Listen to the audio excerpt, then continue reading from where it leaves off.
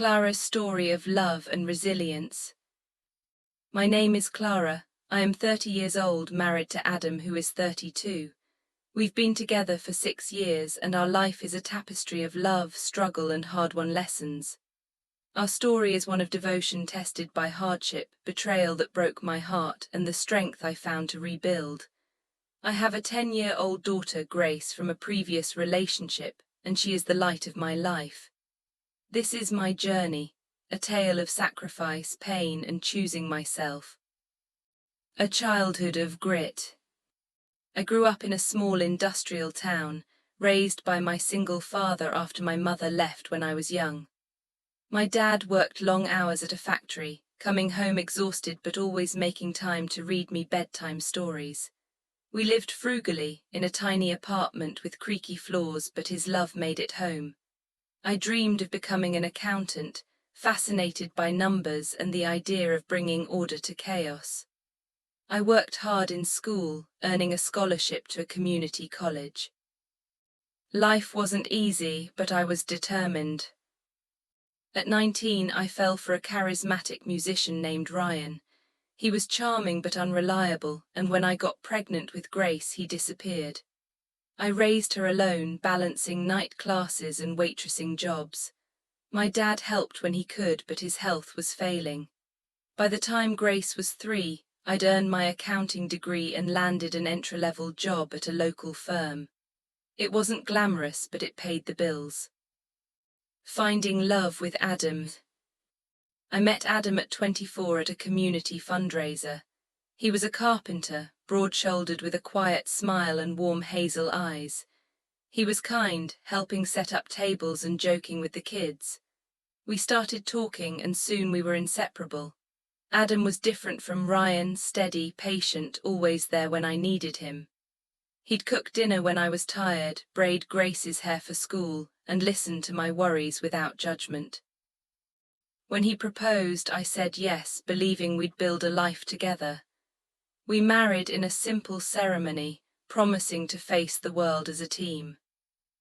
Struggles and expectations. Adam worked construction, a job that was physically demanding and inconsistent. He earned about $2,800 a month when work was steady, but projects often dried up, leaving gaps in his income. I earned $5,500 a month as an accountant, a salary that grew as I took on more clients. Our combined income kept us afloat, but my earnings were the backbone. We lived in a modest apartment, nothing fancy, a 2-bedroom with worn carpets and a leaky faucet. I dreamed of a bigger house, a reliable car, maybe a small business someday. Adam, though, seemed content with what we had. "As long as we're together, Clara, it's enough," he'd say. I loved him for it, but part of me wanted more, not just for me, but for Grace.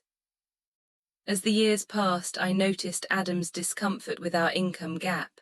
He'd tense up when I paid the rent or bought Grace's school supplies. I encouraged him to start a carpentry business, imagining him crafting furniture or custom cabinets. "You're so talented," I'd say. "You could do so much." But he'd shrug, mumbling, "I don't know where to start." I tried to be patient, but frustration crept in. I'd see friends' husbands, men with thriving businesses, flashy cars or grand homes, and I'd feel a pang. "Why can't you be more ambitious?" I'd snap after long days. "Other men provide better, I'm carrying everything." Adam would go quiet, his eyes clouded with hurt, but he never argued back. He'd just nod and say, "I'm trying, Clara." A breaking point.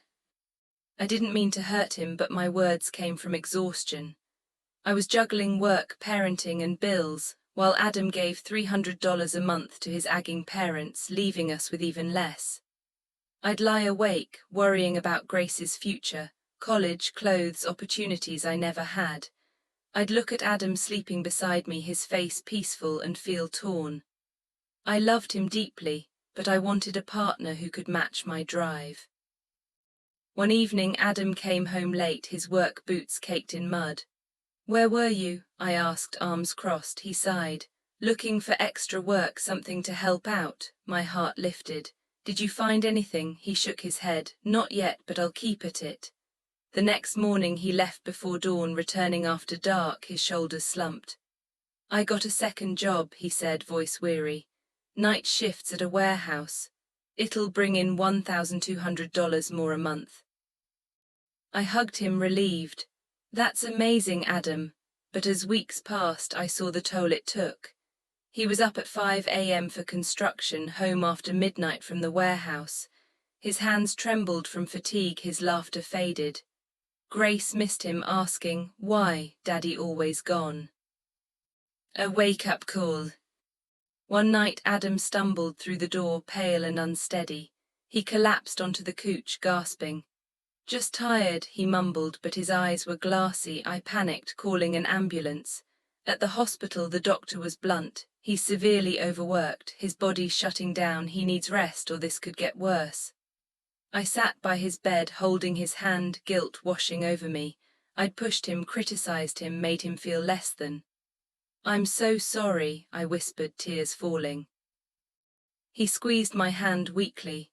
"Don't be, Clara, I just want you and Grace to be happy." In that moment I saw the truth. Adam didn't need to be rich or ambitious to be a good husband. His love, his quiet, steady devotion was enough. I vowed to never compare him to others again. A new chapter, a new struggle. But life had more lessons to teach me. As Adam recovered, I reflected on our marriage, determined to support him better. We scaled back expenses, and I took on extra freelance accounting to ease his burden. Things stabilized and we found a new rhythm. Then, a year later, my world shifted again. By 35, I was a different woman, married to a new man, Michael, for a decade. We had a son, Liam, now 9. Michael was a landscaper, a hard worker with a gentle demeanor when we met. He had nothing, no car, no savings, just a duffel bag of clothes and a warm smile. I loved him for his heart, not his wallet. We started in a tiny rental, scraping by. I worked tirelessly as an accountant, studying nights to earn certifications. 5 years ago, I secured a senior role, earning $7,200 a month. With a loan, I bought us a modest house, then a used SUV. Our life improved, but Michael stayed the same, working sporadic landscaping jobs, earning $3,000 in good months, nothing in slow ones. Betrayal and heartbreak. Unlike Adam, Michael's kindness was a facade. At home he was polite, helping with dishes or playing with Liam, but outside he was someone else. I discovered he was spending his earnings on other women, dinners, hotel rooms, gifts. He'd come home smelling of perfume, his excuses flimsy. I confronted him, heart pounding. "Who is she, Michael?" He shrugged, eyes cold. "You earn enough, Clara, what's it matter?" His mother, who lived nearby, took his side. "You've got a good job," she'd say. "It's your duty to provide. He's a man, he has needs." She even told Liam, "Your mom's too busy with work. Maybe she's got someone else there." My son looked at me with confused eyes, and it broke my heart. The betrayal cut deeper because of my sacrifices. I'd built our life, paid the mortgage, the car loan, Liam's school fees, while Michael spent recklessly. 4 months ago he met a wealthy woman, Diane, older and glamorous. He packed a bag and said, "Leave the house, Clara, find another man, I don't care." Then he was gone. I cried for weeks, not for him, but for the life I'd poured my soul into. Liam clung to me, asking, "Is Daddy coming back?" I didn't know how to answer. A plea for forgiveness. Then one evening Michael called. "Clara, I messed up. Diane wasn't worth it. Please let me come home." His voice cracked, but I felt nothing but anger. I remembered the late nights I worked, the bills I paid alone, the lies he told. I looked at Liam, playing with his toy cars, innocent and trusting. Did he need a father who disrespected us? I sat in my quiet house, the weight of a decade pressing down. I thought of Adam, his love, his sacrifice, and how I'd almost lost him to my own expectations. Michael was different. His apologies were empty, his promises hollow. Choosing myself. I took a deep breath, standing in my kitchen, the house I'd earned. I don't need you, Michael, I said to myself. I could raise Liam alone. I could give him love, stability, a mother who'd never let him down. The next day I called a lawyer to start divorce proceedings. When I told Michael my decision, he begged, but I stood firm. You made your choice, I said. Now I'm making mine. Rebuilding with purpose. Life as a single mom wasn't easy, but it was liberating. I threw myself into work, saving for Liam's future. I joined a local support group, meeting other women who'd faced betrayal and rebuilt. One evening at a group meeting, I met Sarah, a teacher who radiated warmth. We bonded over coffee, sharing stories of resilience. She invited me to volunteer at her school, helping kids with math.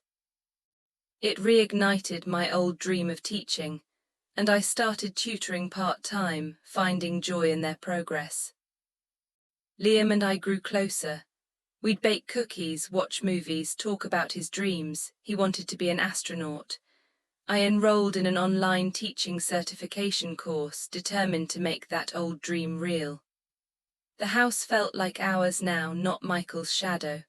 My father, frail but proud, visited often, telling Liam stories like he once told me. A lesson in love and strength. I thought of Adam sometimes, wondering where he was, hoping he'd found peace. He taught me that love is enough when it's true. Michael taught me that I'm enough, strong, capable, worthy of respect. My journey isn't over, but I'm writing it on my terms for me and Liam. Thank you for listening, dear subscribers. If my story moved you, like, comment and subscribe for more tales of strength and second chances. Share your own story below. Let's inspire each other to choose ourselves.